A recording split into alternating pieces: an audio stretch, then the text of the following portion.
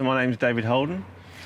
My background was in men's fashion. I did that for a long time, about 30 years. Came to Folkestone, yeah, big leap of faith 5 years ago. I wanted to move out of London, but there needed to be some kind of hook to it. I just didn't want to move into suburbia because I could afford a house. So then I started looking at the Kent coast, and like most people, I went straight to Margate and had a look around there. And I got off the train, I couldn't get my head around it. I couldn't see the appeal. So I came down to Folkestone, and I just had a real kind of light bulb moment, really. I was walking along the Leas, and then I kind of started walking along the zigzag path down to the beach. And I literally got halfway down the path, and I looked out to sea, and I was like, I could be anywhere. You know, you could be in France, you could be in Spain. It's just beautiful, the way it's landscaped, and yeah, looking out to the ocean, it was great.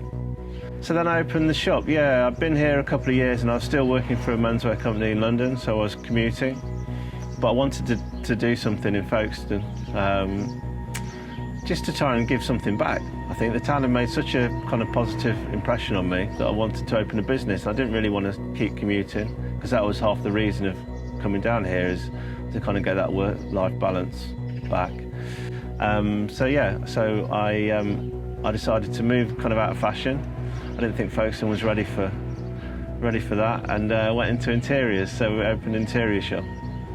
It started out as kind of antiques, so we'd go into bricant sales and antique fairs and buying up kind of salvage things, but we also buy in some beautiful pottery from Morocco and blankets and quilts from India, so yeah, it's quite an eclectic mix. Lockdown happened, we'd been trading for a year. I had an idea, because one of the trade shows I used to go to, they used to have one of these vans, and they used to use it as like a food wagon. Oh, that would make a really good Airbnb, and I've got the land at home, so I could kind of landscape it and we could make something really nice.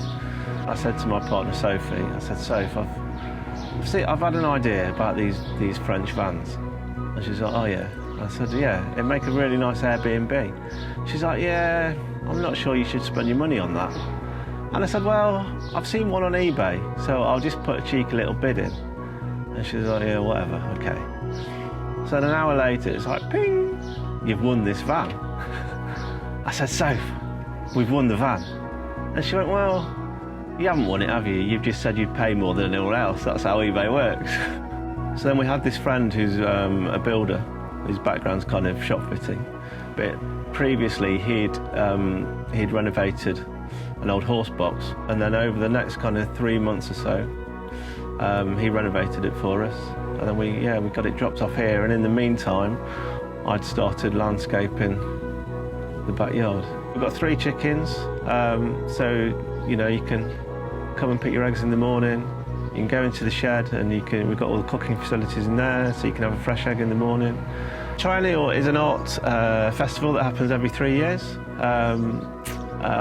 Where they get various artists to commission pieces for the town, and then after the triennial finishes, they kind of keep 10–15% of that artwork, and then it builds up over time. So over the last kind of 10 years or so, or however long it's been going, then you tend to find lots of little bits of public art spring up around the town. So yeah, come and have a look at the triennial, have 2 nights in a van, 5 minutes and to walk into town. Perfect.